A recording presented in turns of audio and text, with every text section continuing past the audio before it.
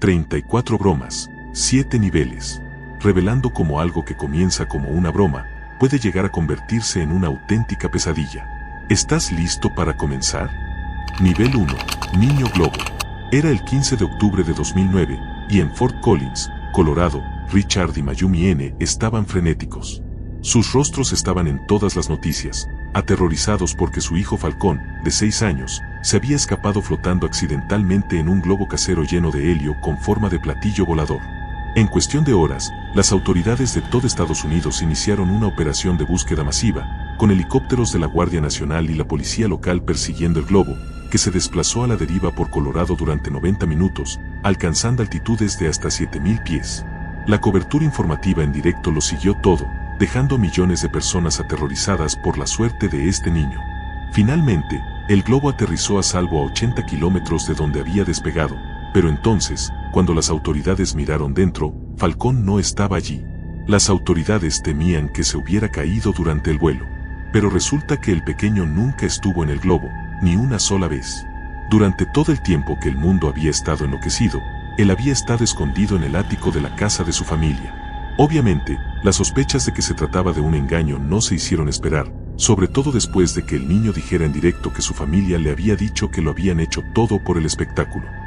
La investigación policial reveló que los N habían planeado la maniobra para ganar publicidad de cara a un posible reality show televisivo. Richard N. se declaró culpable de un delito grave de intento de influir en un funcionario público, mientras que Mayumi N. se declaró culpable de un delito menor de denuncia falsa. Fueron condenados a penas de cárcel y al pago de 36,000 pesos en concepto de indemnización.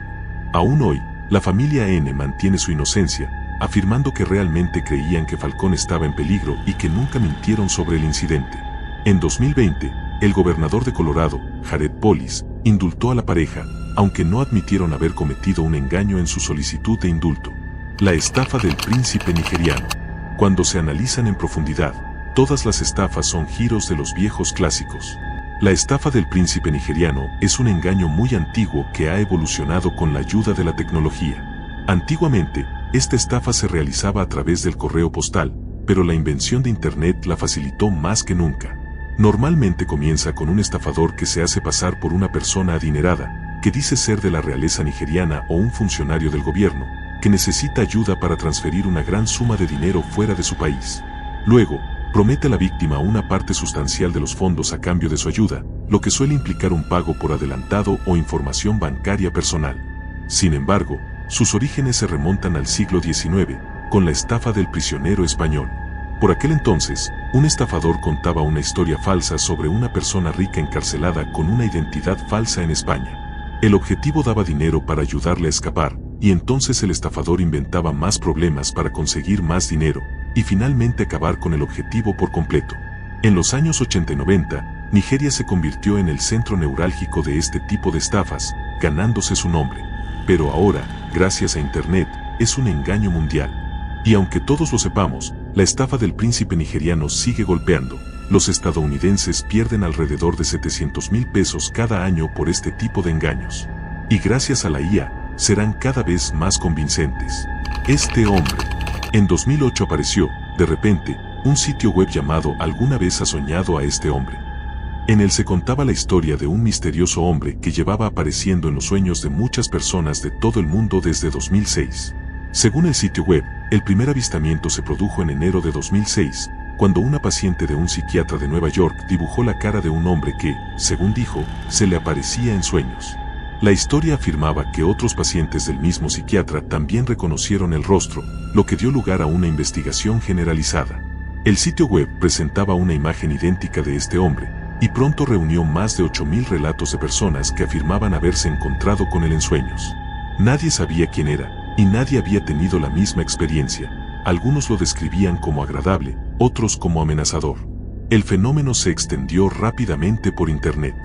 De repente, en varias ciudades se distribuyeron folletos con la imagen identificativa y la dirección del sitio web, y la ausencia total de un motivo comercial aparente no hizo sino convencer aún más a la gente de que este extraño hombre estaba en todas partes.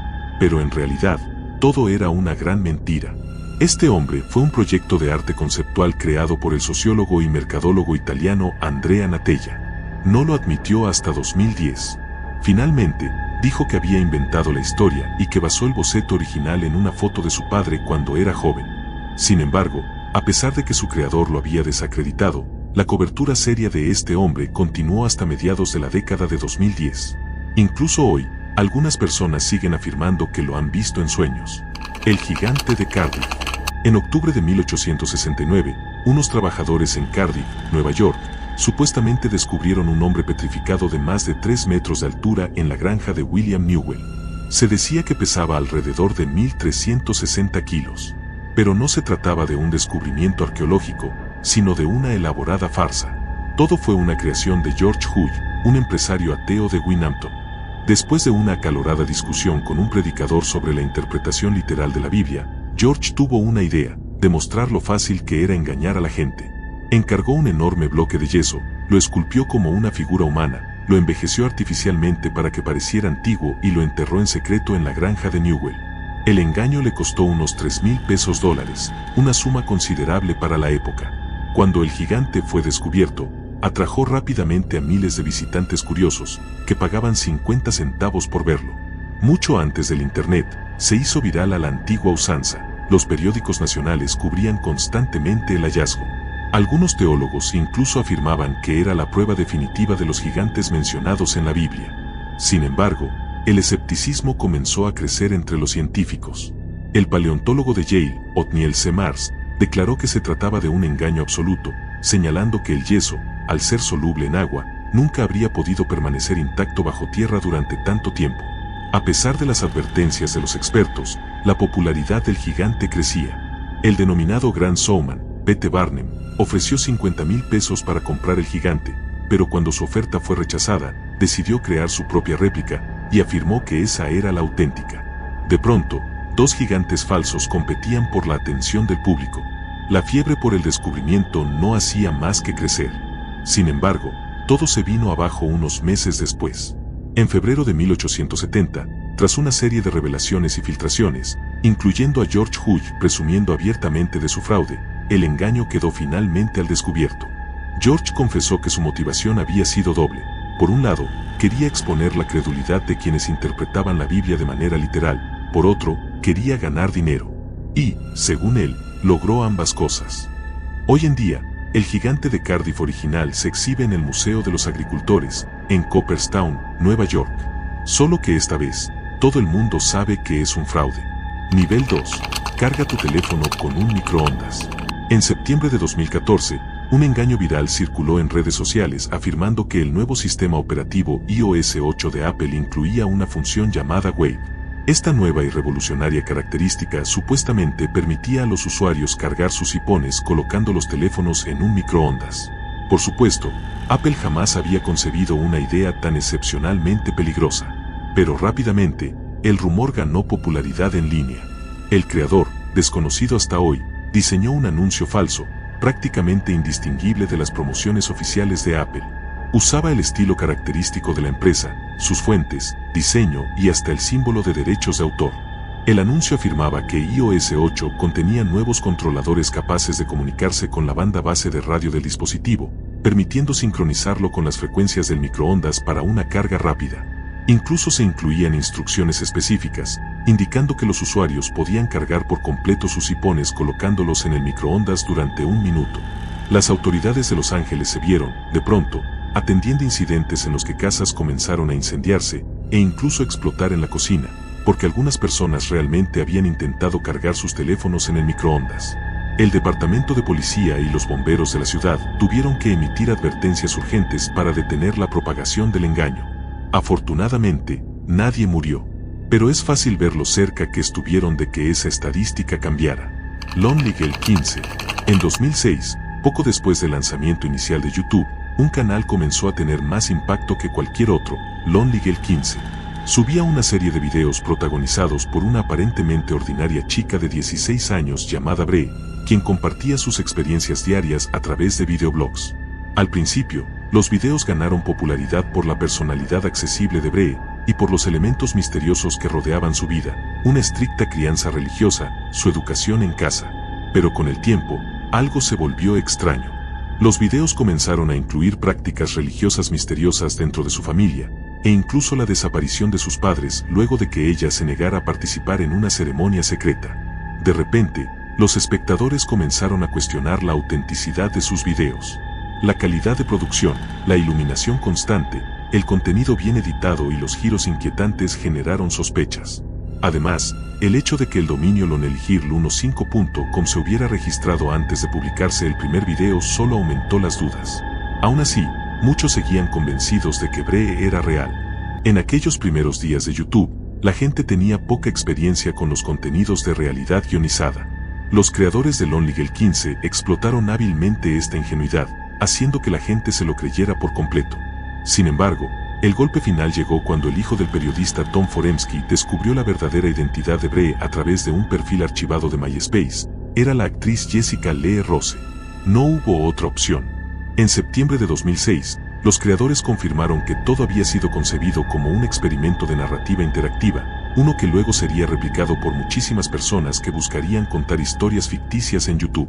Las pelirrojas se están extinguiendo. En 2005, los medios de comunicación de todo el mundo comenzaron a informar sobre un supuesto estudio de la Oxford Hair Foundation, que decía que las pelirrojas estaban en peligro de extinción. Según esos informes, desaparecerían para el año 2060. Pero una investigación más profunda reveló algo preocupante. Procter & Gamble, un gigante fabricante de tintes para el cabello, era una de las principales fuentes de financiamiento de dicha fundación. Los supuestos estudios afirmaban que la variante genética responsable del cabello rojo estaba desapareciendo lentamente. Por supuesto, esto era un intento bastante descarado de asustar a las personas y generar interés en los productos para teñir el cabello, aprovechando el miedo para aumentar ventas. Y no fue el único rumor. Alistair Moffat, CEO de la ya desaparecida empresa de pruebas genéticas Scotland's DNA, hizo algunas afirmaciones exageradas, relacionando la extinción de las personas pelirrojas con el cambio climático. Un vínculo totalmente insano que, según él, se basaba en ciencia real. Los expertos científicos no estuvieron de acuerdo en absoluto. La genética del cabello rojo es mucho más compleja. Está causada por un gen recesivo, lo que significa que puede saltarse generaciones y reaparecer incluso si los padres no tienen el cabello rojo. Aunque las pelirrojas representan solo entre el 1% y 2% de la población mundial, el potencial para que nazcan sigue existiendo.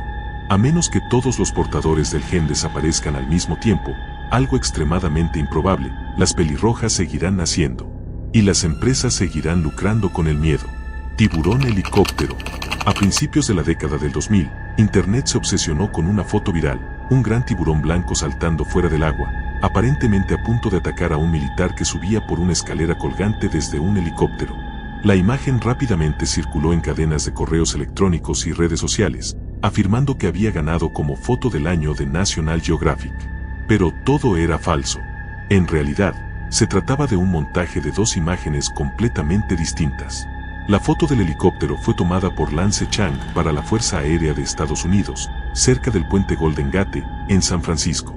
La imagen del tiburón fue capturada por el fotógrafo sudafricano Charles Maxwell, en la Bahía Falls, Sudáfrica. Dos lugares completamente opuestos del planeta. Sin embargo, el engaño se esparció sin control. Mucha gente lo creyó. National Geographic tuvo que salir públicamente a desmentir cualquier relación con la imagen o un supuesto premio. Y aunque la escena era completamente imposible, de verdad nadie se enteraría si un tiburón atacara a un helicóptero en San Francisco. La imagen ya se había convertido en un meme masivo. De hecho, algunos notaron que era muy similar a una escena de la película de Batman de 1966, en la que un tiburón ataca a Batman desde una escalera colgante de un helicóptero.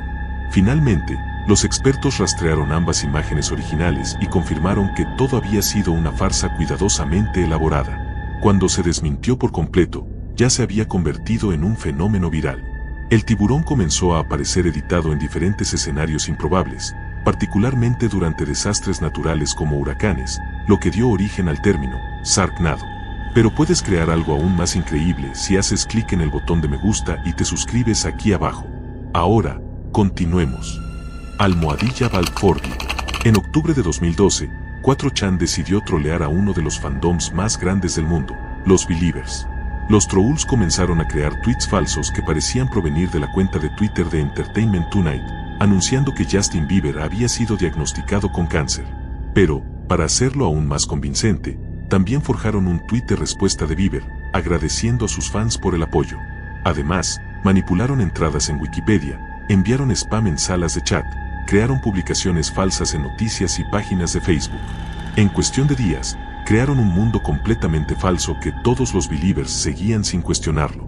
Los trolls estaban encantados con lo que habían hecho, pero vieron la oportunidad de llevarlo más lejos. Estas, principalmente jóvenes fans, harían cualquier cosa por él, así que introdujeron el hashtag #BalForBieber en Twitter, animando a los fans a afeitarse la cabeza en solidaridad con el cantante. Circulaban imágenes photoshopeadas de personas calvas para convencer a los seguidores, afirmando que eran fanáticos que se habían afeitado en apoyo. El mensaje era: si eres un verdadero fan, lo harás. Y, por supuesto, muchas personas accedieron a hacerlo, todo en solidaridad con el joven, que ni siquiera estaba enfermo. Muy pronto, el engaño era tan grande que algunos medios de comunicación informaron sobre la tendencia sin preocuparse por verificar si era cierto. Pero en unos pocos días, la mayoría de fuentes de noticias desmintieron la historia. La situación se había vuelto tan caótica que el guardaespaldas de Justin Bieber, Kenny Hamilton, tuvo que usar Twitter para negar el falso diagnóstico. El cantante estaba vivo y bien, pero muchas jóvenes ahora estaban completamente calvas. Nivel 3. Avistamientos de payasos asesinos. En agosto de 2016 comenzaron a filtrarse informes no confirmados que afirmaban que niños en Carolina del Sur estaban siendo atraídos hacia el bosque por extraños y perturbadores hombres disfrazados de payasos.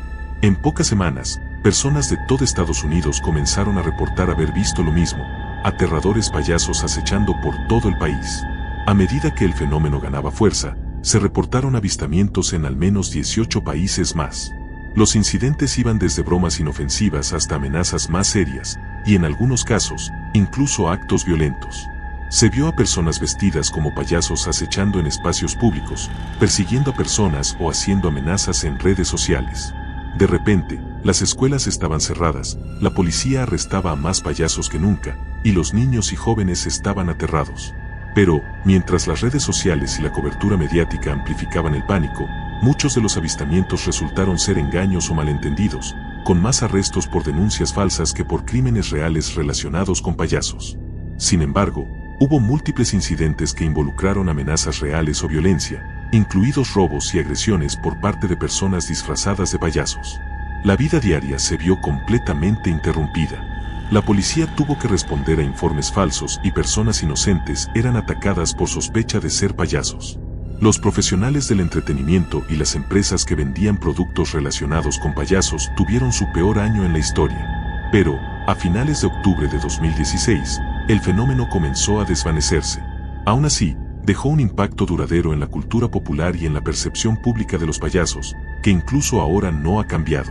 Petición de la Estrella de la Muerte en la Casa Blanca.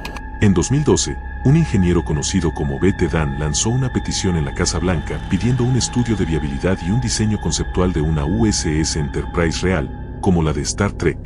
La petición tenía como objetivo reunir 25,000 firmas en 30 días para provocar una respuesta oficial de la administración de Obama.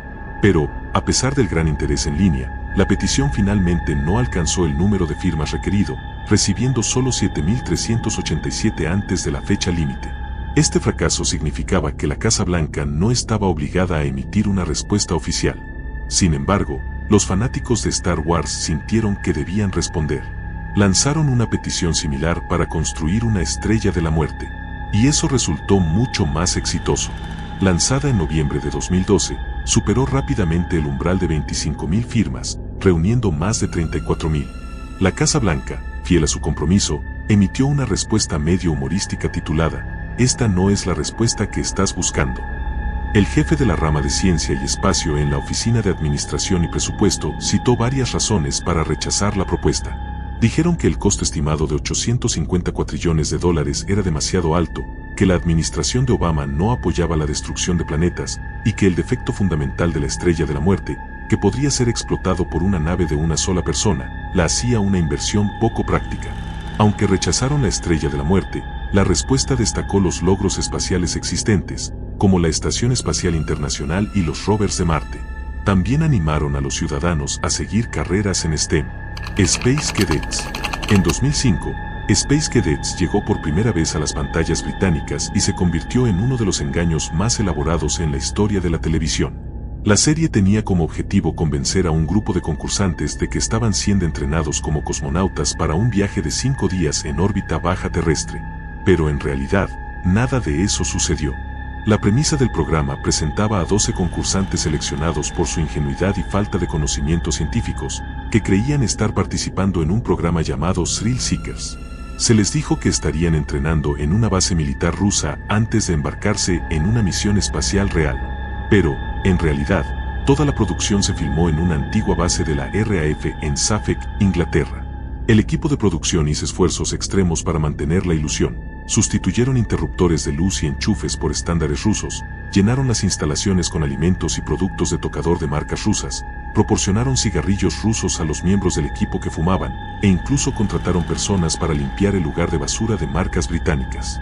Los concursantes pasaron por ejercicios de entrenamiento falsos que incluían lecciones absurdas de ruso y experimentos espaciales ridículos, como hacer animales de globo. Pero para hacerlo aún más confuso, 3 de los cadetes eran actores, colocados para reforzar la ilusión y desviar cualquier sospecha. El engaño culminó en un vuelo espacial simulado usando un transbordador de madera con pilotos actores. A los concursantes se les mostró metraje pregrabado de la Tierra desde el espacio, lo que provocó respuestas emocionales genuinas. La revelación ocurrió el último día, cuando los concursantes estaban preparados para un paseo espacial. El presentador Johnny Vaughan les mostró un montaje de sus sospechas, seguido de una toma exterior del simulador. La puerta del módulo se abrió hacia un set de estudio con sus amigos, familiares y los actores, exponiendo finalmente la elaborada broma, terapia de cucarachas. En 1981, el artista Joy Skaggs orquestó un elaborado engaño llamado La cura milagrosa de la cucaracha metamorfosis. Joy adoptó una nueva identidad, la del Dr. Joseph Gregor, y realizó una conferencia de prensa en Nueva York vestido con un traje blanco adornado con cucarachas falsas. Skaggs afirmó haber desarrollado una cura milagrosa derivada de hormonas extraídas de supercucarachas. Aseguró que podía tratar diversas afecciones, incluyendo el acné, la anemia y la exposición a radiación. Presentó la cura como un regalo para la humanidad, acompañado de amigos y estudiantes de la Escuela de Artes Visuales. A pesar de la absurdidad de las afirmaciones y las evidentes referencias a la historia de Franz Kafka con el mismo título, los medios no percibieron que se trataba de un engaño. La historia ganó gran difusión, con importantes medios de comunicación como UPI y WNBC-TV cubriendo el evento sin mostrar el más mínimo escepticismo. Skaggs, en su personaje del Dr. Gregor, incluso apareció en el programa Live at 5 de WNBC-TV, donde fue entrevistado sobre su supuesto descubrimiento. El engaño fue diseñado para resaltar la susceptibilidad de los medios a las historias sensacionalistas y su fracaso al no verificar la información antes de publicarla. Fue una crítica tanto a las prácticas de los medios como a la credulidad del público. Y ciegamente, se lo creyeron. Pero eventualmente, Skaggs reveló la broma como un engaño. La farsa de la cura de cucarachas se convirtió en una de sus obras más famosas. El Pozo al Infierno. El Pozo al Infierno es una fascinante leyenda urbana que surgió a finales de la década de 1980, centrada en un supuesto pozo profundo perforado por científicos rusos en Siberia. Según la historia, el equipo de geólogos, liderado por el señor Akov, perforó hasta una profundidad de aproximadamente 14.5 kilómetros, cuando hicieron un descubrimiento sorprendente. La historia sostiene que la perforadora, de repente, comenzó a girar descontroladamente, rompiendo en una cavidad hueca. Intrigados, los científicos bajaron equipos resistentes al calor y micrófonos al agujero. Registraron temperaturas de alrededor de 100 grados centígrados y, más sorprendentemente, capturaron aproximadamente 17 segundos de audio antes de que los equipos se derritieran. Los sonidos grabados supuestamente contenían los gritos agonizantes de millones de almas, interpretados como los llantos de los condenados en el infierno.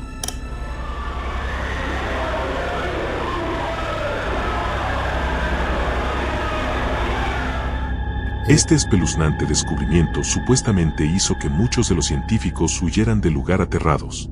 En algunas versiones de la leyenda, el incidente escaló aún más. Una columna de gas luminiscente surgió del pozo, formando la figura de un gigantesco demonio alado.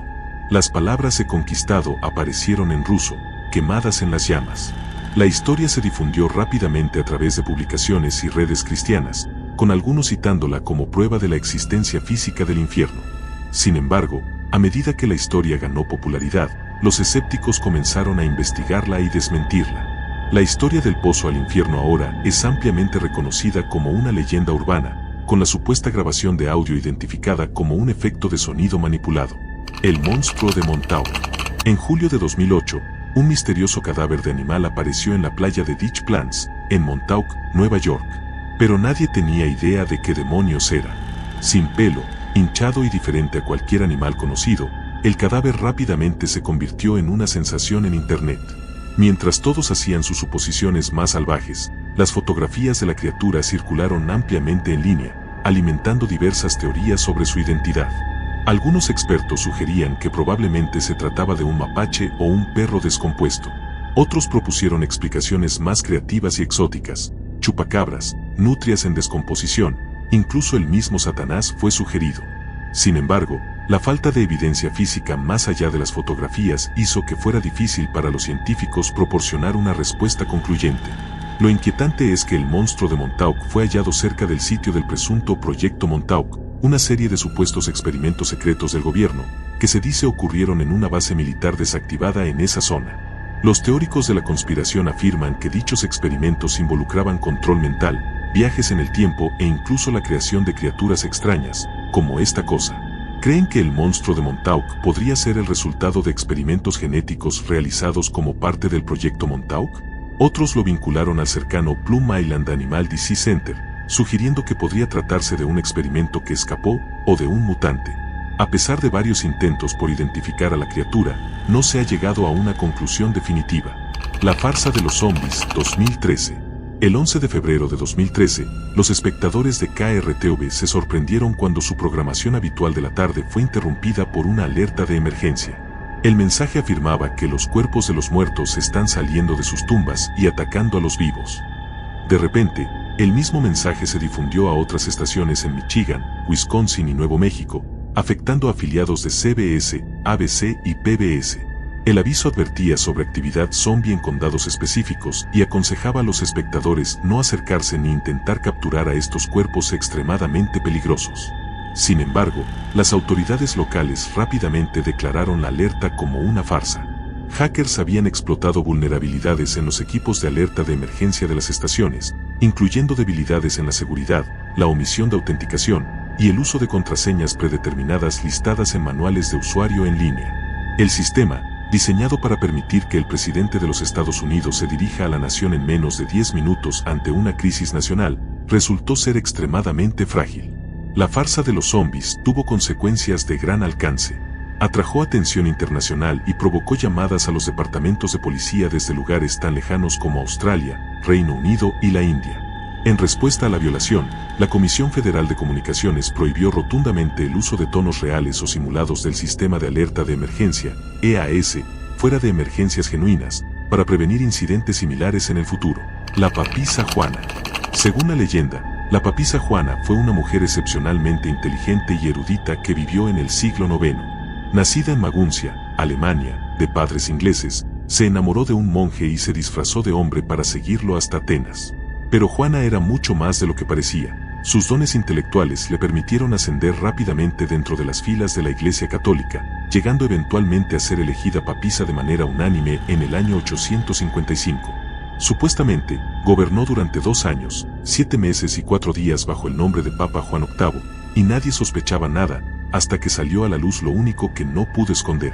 Durante una procesión papal, Juana, de repente, comenzó a dar a luz. Durante 9 meses logró ocultar su creciente barriga, pero, según la historia, dio a luz en plena calle, exponiendo su secreto y sorprendiendo tanto al público como a la iglesia.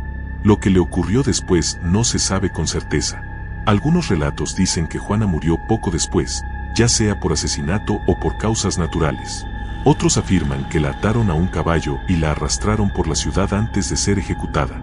La leyenda también sugiere que los papas posteriores evitaron la calle donde ocurrió este incidente e implementaron nuevos rituales para asegurarse de que los futuros papas fueran hombres. Pero, en realidad, ni siquiera hay señales de que esto haya sido real. Aunque la historia de la papisa Juana fue ampliamente creída durante siglos, los eruditos modernos generalmente la consideran ficticia. No hay pruebas de su existencia, ni restos de su supuesto reinado. Por lo que sabemos, ella simplemente nunca existió, aunque algunas monedas podrían ofrecer una posible pista. Nivel 4. Apocalipsis 2012. En 2012 comenzó a circular la idea de que los tiempos finales estaban cerca. Según los teóricos del fin del mundo y los llamados expertos pseudocientíficos, el calendario maya estaba a punto de completar un ciclo de 5.125 años el 21 de diciembre de 2012. Y al hacerlo, nos condenaría a todos.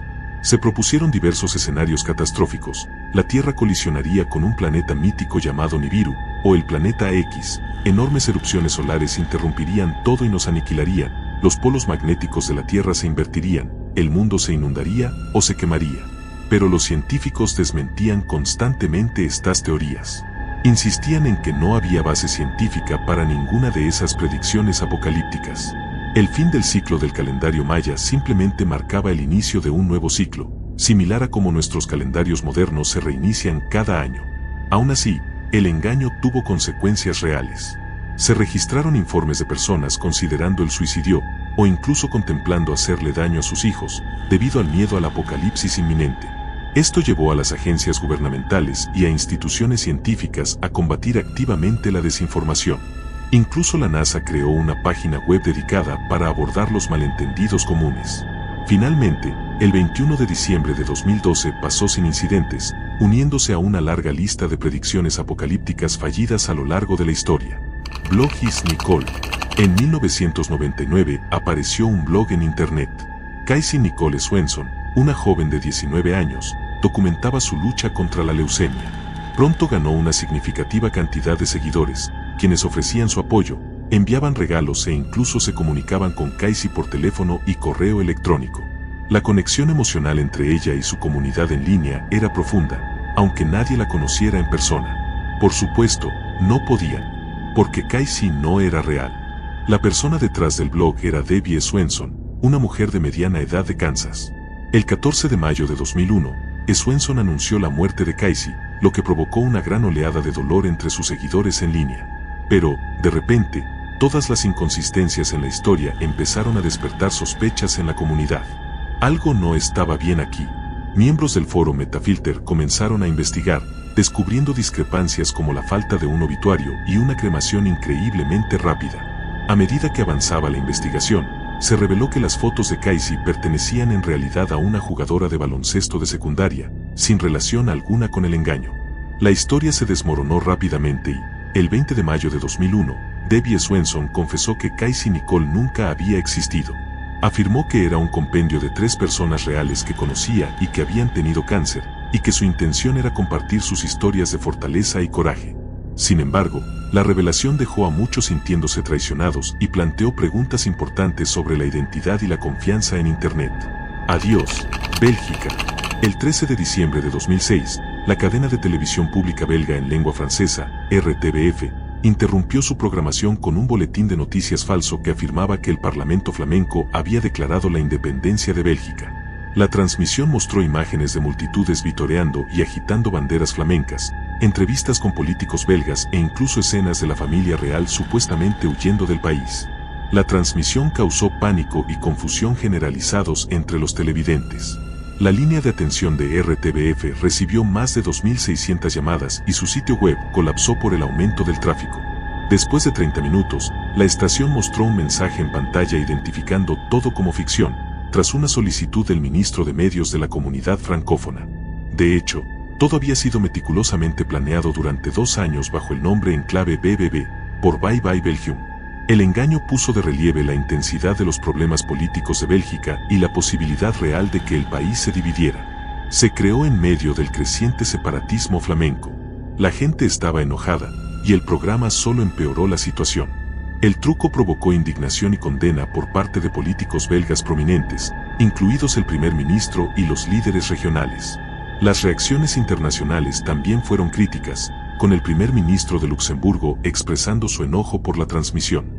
Aunque RTBF inicialmente defendió el programa como una manera de iniciar el debate sobre el futuro de Bélgica, luego se disculpó por el sufrimiento emocional causado a los televidentes.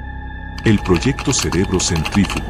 En 2011, Till Novak creó el proyecto Cerebro Centrífugo. Este astuto falso documental corto se presenta como un serio documental científico sobre los parques de diversiones extremos y sus efectos en el cerebro humano. El proyecto se centra en el ficticio Instituto de Investigación Centrífuga y su ingeniero jefe, el Dr. Nick Laszlovich, interpretado por el actor Leslie Barani. El Dr. Laszlovich explica la misión del instituto: expandir las habilidades cognitivas humanas mediante montañas rusas y atracciones cada vez más extravagantes e imposibles físicamente. Sin embargo, la combinación de imágenes live action con un CGI convincente, el estilo realista del documental y el humor serio hicieron que la broma pasara desapercibida por muchos. La línea entre la ficción y la realidad se desdibujó. A pesar de la intención de Novak de crear un escenario obviamente absurdo, muchos espectadores, incluidos usuarios en plataformas de redes sociales como Facebook, creyeron que el proyecto era auténtico. Incluso la creación de un sitio web para el instituto ficticio contribuyó a esta confusión.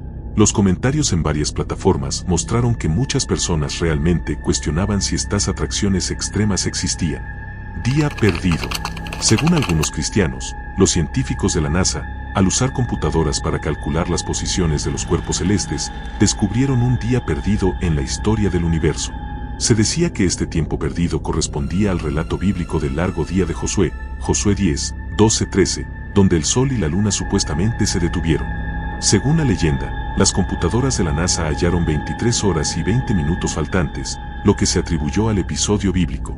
Los 40 minutos restantes se vincularon luego con el relato del reloj de sol del rey Ezequías retrocediendo, 2 Reyes 20, 9-11. Esta historia ha sido presentada como una supuesta prueba científica de la exactitud de la Biblia. Sin embargo, el relato es completamente ficticio.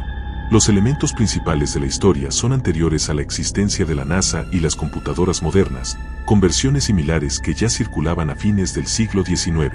En 1936, el libro de Harry Dime, La armonía de la ciencia y las escrituras, incluyó una historia comparable, que más adelante fue embellecida con referencias modernas. Pero la afirmación es científicamente imposible por varias razones. En primer lugar, detectar un día perdido requeriría un punto de referencia fijo anterior a Josué, lo cual no existe. Además, no hay registros astronómicos antiguos con la precisión necesaria para identificar una discrepancia de 24 horas. Por último, el primer eclipse solar registrado ocurrió en el año 1217 después de Cristo, mucho después del supuesto evento.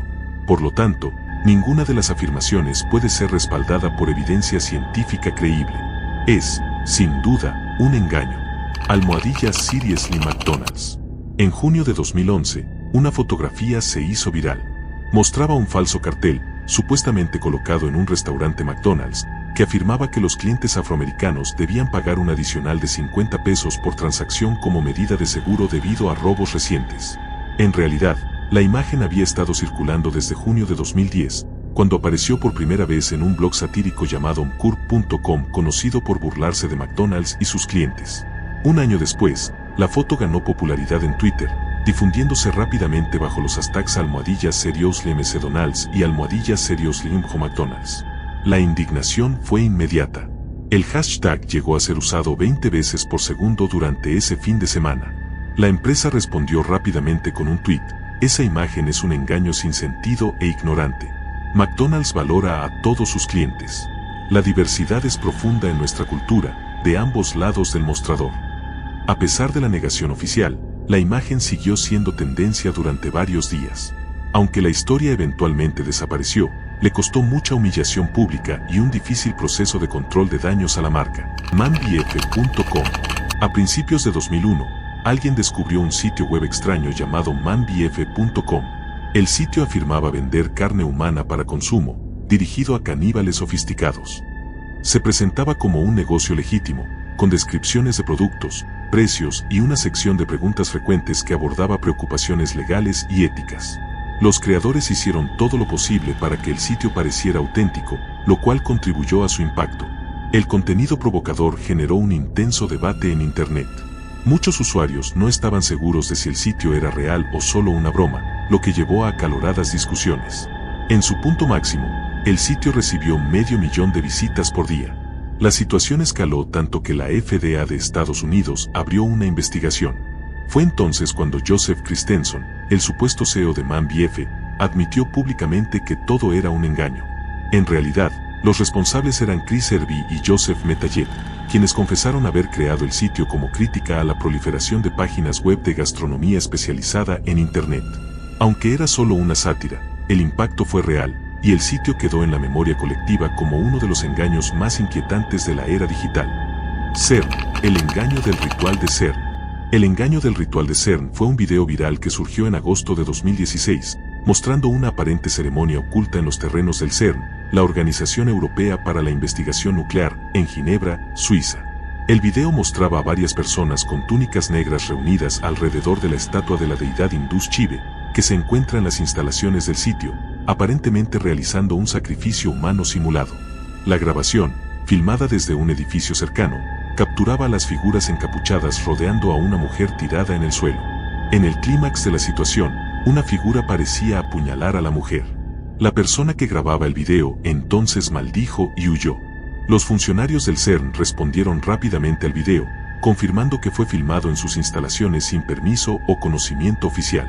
Afirmaron que la grabación era una broma, enfatizando que nadie resultó herido durante su creación, y condenaron la parodia, señalando que podría llevar a malentendidos sobre la naturaleza científica de su trabajo. El incidente desató una investigación interna. Dadas las estrictas medidas de seguridad de la instalación, se determinó que los involucrados debían haber tenido credenciales de acceso, lo que sugiere que probablemente eran científicos o miembros del personal. Este engaño alimentó teorías de conspiración existentes sobre el lugar, incluyendo afirmaciones de que la organización busca abrir portales a otras dimensiones o invocar entidades de otros mundos. Sin embargo, el propósito real del CERN es estudiar la física de partículas utilizando tecnología avanzada, como el Gran Colisionador de Hadrones. O al menos, eso es lo que siempre han dicho. Nivel 5. La desaparición de Louis Paxton. En abril de 2007, Louis Paxton, de 23 años, se mudaba de Norwich a Londres. Decidió documentar todo el proceso de mudanza y su nueva vida a través de algunos videos en YouTube. Al principio, las grabaciones mostraban cómo se instalaba en su nuevo departamento en Camden, pero pronto tomaron un giro siniestro cuando comenzó a experimentar sucesos extraños y la sensación de estar siendo perseguida. Durante los meses siguientes, los videos de Louis empezaron a mostrar creciente actividad paranormal en su departamento.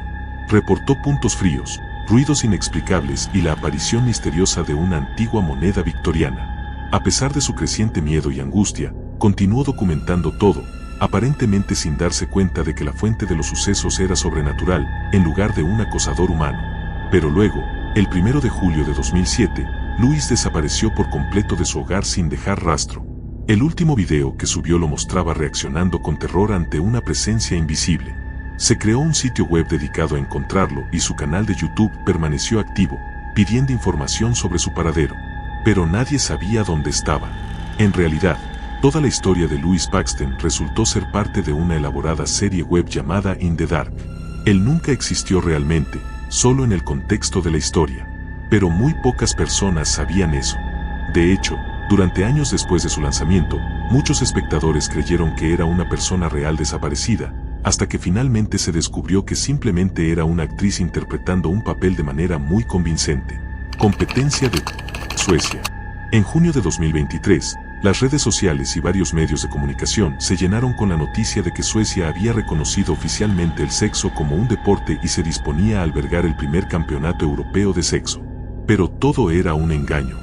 El rumor se originó por tweets anónimos y fue difundido por medios de comunicación de Asia, Europa y África. Afirmaban que la competencia comenzaría el 8 de junio en Gotemburgo, con participantes compitiendo durante 6 horas al día durante varias semanas. Para hacerlo aún más convincente, las publicaciones detallaban supuestas reglas, sistemas de puntuación y disciplinas para este campeonato completamente inexistente. La Confederación Sueca de Deportes rápidamente desmintió estos rumores, negando categóricamente la existencia de tal evento o el reconocimiento del sexo como un deporte. Según sus palabras, esto no era más que un intento de difamar a los deportes suecos y al país en general. De hecho, la verdadera fuente de la desinformación se rastreó hasta una solicitud legítima hecha por un hombre que dirige varios clubes de striptease en ese país. En enero de 2023, solicitó la membresía a la Confederación Sueca de Deportes en nombre de la Federación Sueca de Sexo, con el objetivo de clasificar al sexo como un deporte.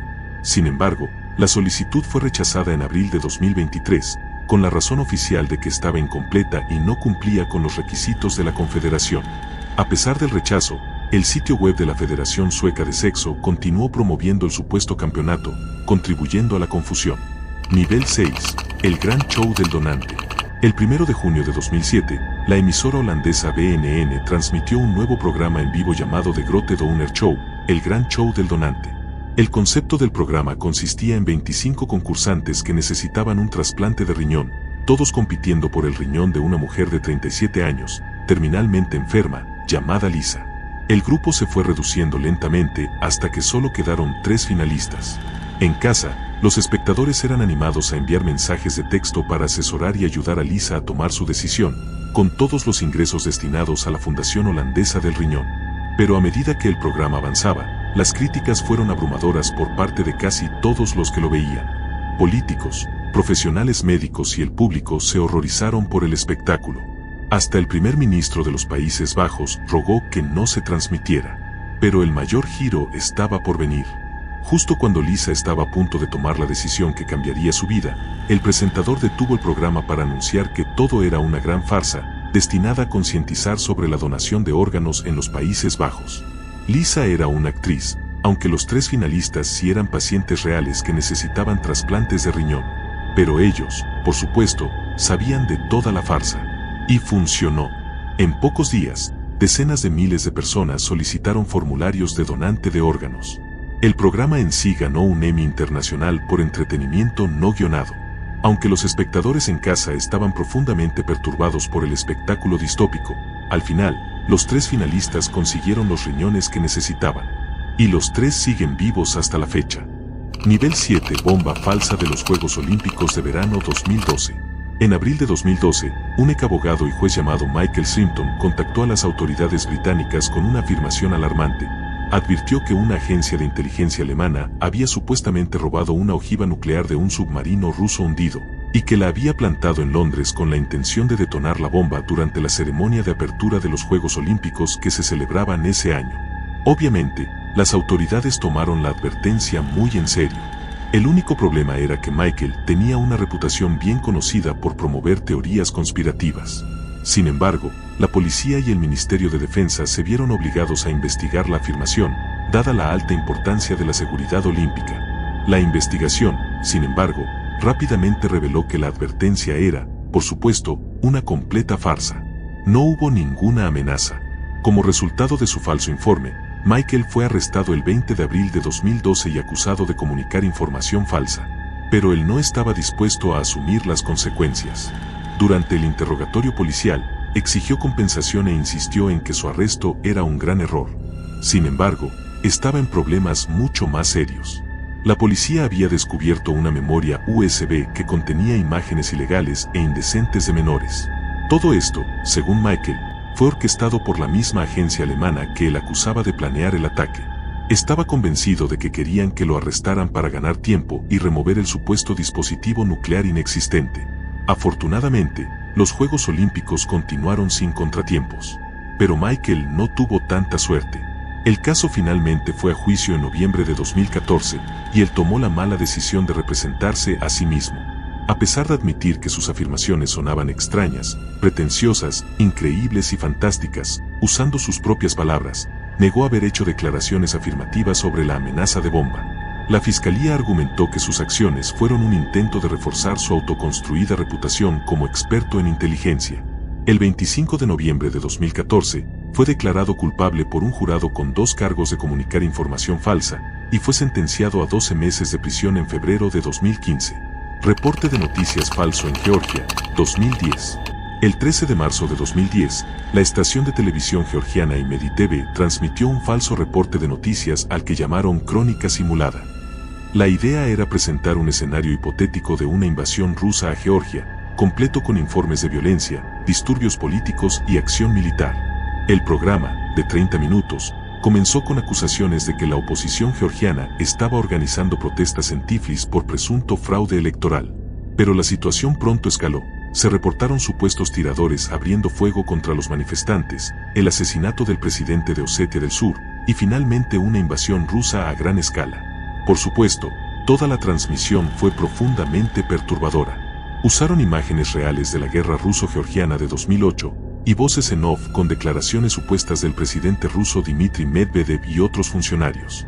Aunque la estación había emitido un descargo de responsabilidad al principio y al final del programa indicando que era una simulación, muchos espectadores no prestaron atención y creyeron que lo que estaban viendo estaba sucediendo realmente. Los efectos del reporte falso fueron inmediatos y graves. Los servicios de emergencia se inundaron de llamadas, la gente corrió a los cajeros automáticos para retirar dinero y muchos comenzaron a preparar sus hogares para huir. Las redes móviles colapsaron por la cantidad de llamadas y mensajes, y se reportaron casos de infartos y desmayos. La transmisión desató indignación entre los ciudadanos y políticos. Los líderes de la oposición denunciaron el programa como propaganda patrocinada por el gobierno, e incluso algunos amenazaron con demandar a la cadena y a las autoridades. El jefe de la estación luego se disculpó por el reporte, pero el daño ya estaba hecho. La cosecha de órganos en el Hotel Yang. Durante años ha circulado en línea una historia espeluznante sobre un brutal asesinato en masa ocurrido en China en 2004.